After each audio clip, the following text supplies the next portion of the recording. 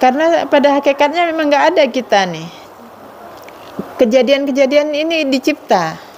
Secara zahirnya kita tetap seperti syariatnya kita selesaikan. Jadi apapun keputusan Allah, oh hari ini ternyata kita kalah. Ini keputusan Allah.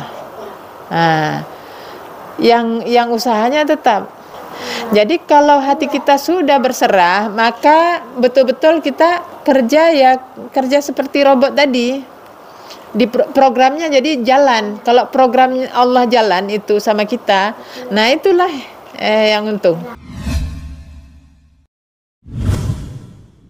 Jadi kenapa kita sering kadang-kadang mengalami susah atau gelisah atau sedih atau apa, itu karena kita salah, kita nggak ingat Allah. Lalai dengan kehidupan, seolah-olah si fulan itu seolah-olah ada apa, seolah-olah kita berjasa. Itu ada. Itu semua yang jangan ada. Akhirnya nanti kalau kita sadar, ternyata kita ini nggak ada apa-apanya, seperti robot itu kan diprogram. Jadi begitu programnya diambil, robotnya nggak bisa jalan, nggak bisa apa-apa. Itulah kita. Programnya itu di mana? Di ruh. Allah memberi ruh kita itu sebagai program. Ini robot. Programnya, ya mesin. Yang maunya kayak mana, tinggal di remote aja atau dengan program itu. Itulah diri kita nih. Jadi begitu program itu diambil atau mesinnya diambil, ya nggak ada apa-apanya. Jadi sekarang kita mau untung baik, ya kan? Semua mau untung baik.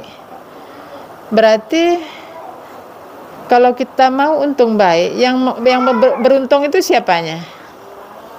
Ruhnya kan. Nah, ruhnya yang beruntung.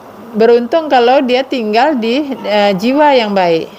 Nah, jiwa yang baik inilah yang harus kita didik, yang harus kita bina.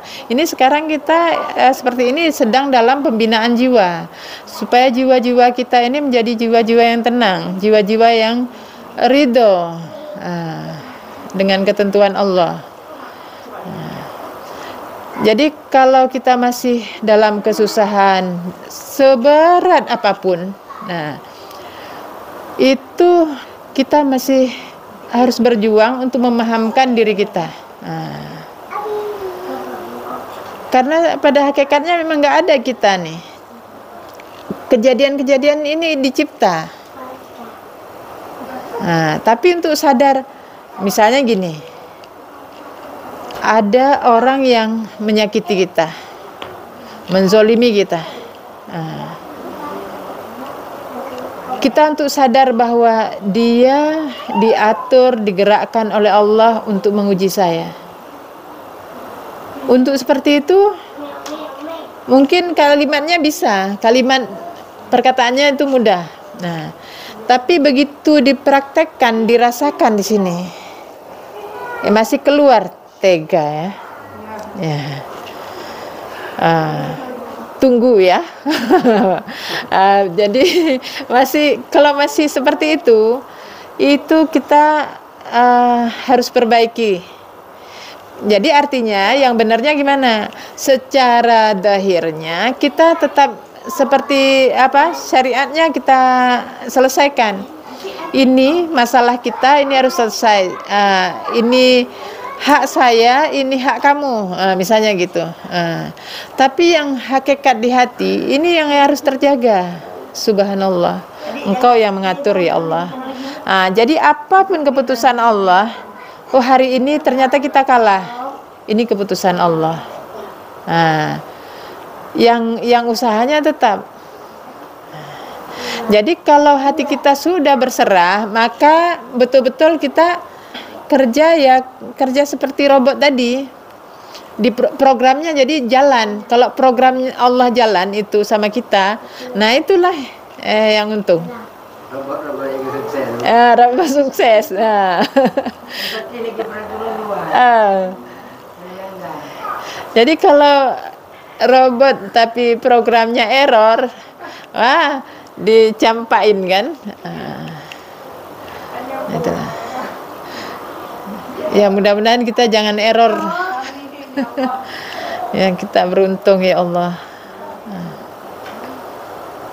Makanya yang seperti kata Nabi, selama umatku berpegang teguh dengan Al-Quran dan Sunnah, insya Allah tidak akan sesat selamanya. Jangan pernah takut. Selama yang kita pegang itu Al-Quran. Nah ini masalahnya, takutnya kita ini, kita nggak paham dan kita nggak mau nggak semangat untuk memahami Al-Quran. Ini yang kita takut, karena ini yang akan dipertanyakan. Jadi kalau kita baca dari awal sampai akhir itu sebenarnya, oh ya Allah, mengerti kita. Nah, begitu kita paham dari awal sampai akhir itu, begitu kita akan melakukan sesuatu, Al-Quran itu ngomong sama kita. Ini ayatnya keluar, padahal kita nggak hafal. Kalau kita sering baca lagi, tambah lagi, paham lagi, yang halus-halus pun Al-Quran akan ngomong ke kita. Jadi sehingga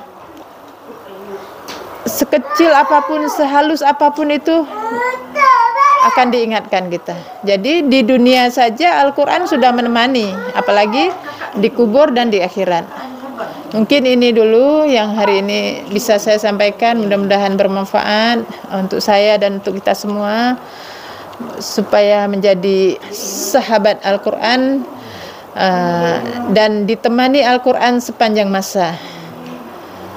Demikian, semoga bermanfaat. Assalamualaikum warahmatullahi wabarakatuh.